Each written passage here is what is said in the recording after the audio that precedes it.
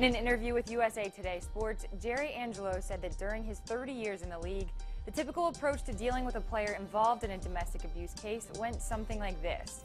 He would ask if everyone was okay, the player would say that everything was good, and then they would just move on. Angelo was the general manager of the Chicago Bears from 2001 to 2011. He admitted that he made a mistake, saying, "We knew it was wrong, but for whatever reason, it just kind of got glossed over." Jerry Angelo is not just some guy who used to work in the National Football League. He's someone who held a position of real power and authority as a general manager. And his revelation about the league, and he, covering up plenty of violence issues, didn't get much of a reaction from those who know the game and what goes on, because in many ways, he's still talking business as usual. Welcome back to Midpoint. Noted sports business analyst and attorney, good friend as well, the CEO of Horrow Sports Ventures, Rick Horrow, joins us on the show. Rick, good to see you again. Sir, how you doing? I'm actually in Chicago today. Dolphins play the Bears, and it is an interesting set of comments you bring up, so let's do it. Well, what are the people in Chicago saying right now? Because the Bears have denied really any knowledge of any of these assertions that Angelo talks about. But certainly, again, as I pointed out, you've been around the NFL for a long time. I covered it for a long time. We know these things happen. We saw them happen under our noses. Well, the issue of how to deal with this in the future, and I'm not an apologist here, but I'm just suggesting to you that one of the things that people will not do anymore is deny any things that have happened.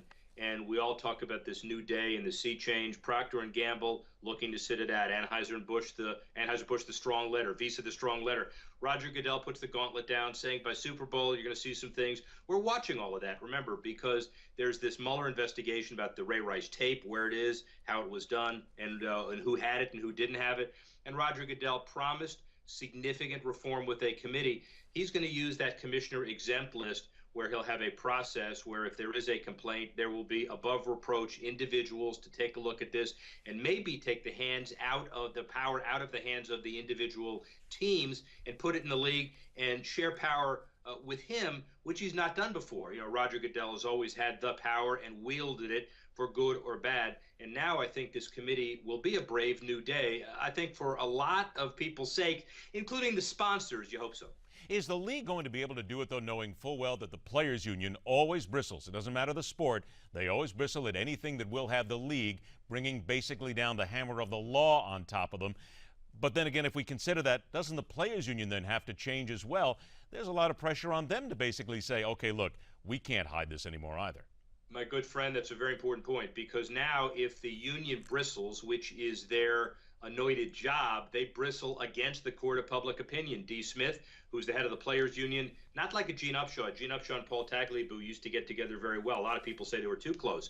Now you see the joint statements with D. Smith and Roger Goodell about working together on a process here. You can't have the Players Association putting itself in a position of obstructing reform in this case. Much, much, much too important. At the end of the day, then, are Angelo's statements and really a good thing for the NFL?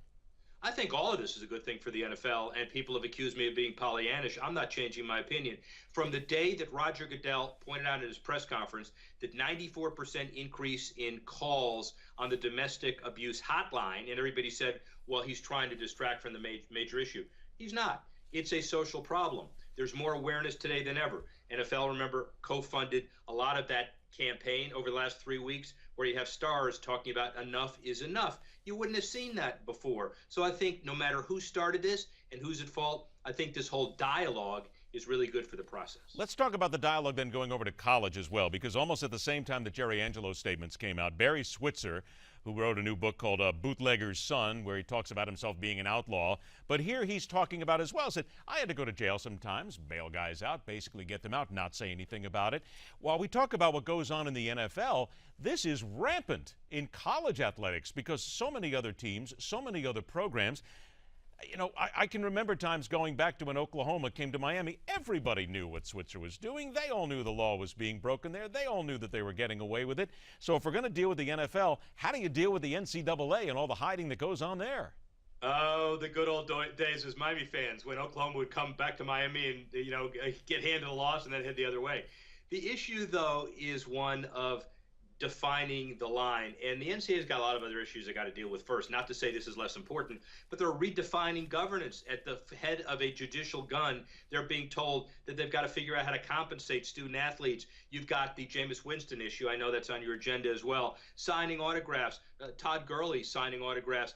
Two of the biggest players in the history of college football these days, one at the Heisman level and one may win it in the future, both told that you can't play anymore maybe, or at least in the Winston case, we're finding a way to create the reason to continue playing because you're getting paid for signing autographs, where after you're out, you sign and you get paid and everything is okay. Not excusing this, it's a different day. And once the standards are created here for college, I think you'll see that domestic abuse cases, breaking the laws, the treatment should be applied consistently. That's the issue, consistent across all sports. Hard to do, but very important. Isn't that the biggest problem? You just used the phrase create the reason here, specifically for Jameis Winston, because what he and Todd Gurley are accused of, basically the same things, yet Georgia knocks down Gurley here, and Winston is still allowed to play. Florida State has absolutely nothing that they can answer back here. They got this. They should suspend the guy, but they don't want to do it because you and I both know it's all about winning football games. Well, there's an investigation going on, and the question is it a fair investigation that takes X amount of time, but it happens to conclude after the season is over? Well, that's the Cam Newton model, where Auburn had an investigation that was held and it finished after Auburn was safely entrenched as the national champion. I'm not suggesting the behavior is right or wrong. All I'm suggesting is there is a tension between due process, giving somebody a day in court, or the investigative process, and making sure you don't have the appearance of avoiding punishment for the sake of the Heisman or the national championship. Little truth and fact as well. 40 seconds left here. We got North Texas, SMU, Troy University. They're going to start selling beer during football games. We all know that the schools are looking for another way to make a buck here, but alcohol at these games, that's dangerous in a lot of these places. Well, it's dangerous unless you card somebody. It's dangerous at it doesn't work half the time. You and I know that. That doesn't work. All right, that was you in college. Here's the bottom line. You need some money. You need to continue to generate revenue in a lot of different ways. 3 different kinds of uniforms now for each team.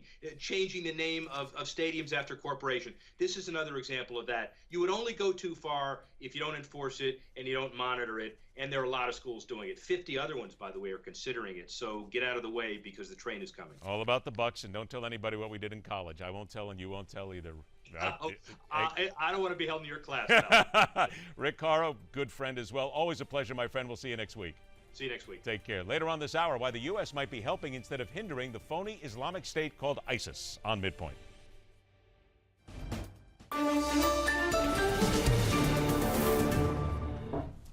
The CDC director says his agency is working nonstop to contain the Ebola outbreak. Hi, everyone. I'm Olga Villaverde, and this story tops your Newsmax Now update. Dr. Tom Frieden testifies on Capitol Hill today about the CDC's ability to fight the spread of Ebola. This comes after 2 Dallas nurses became infected with the virus after caring for victim Thomas Duncan. One of those nurses, Nina Pham, will be moved to a specialized medical center in Maryland today. The facility has one of only 4 biocontainment units in the United States.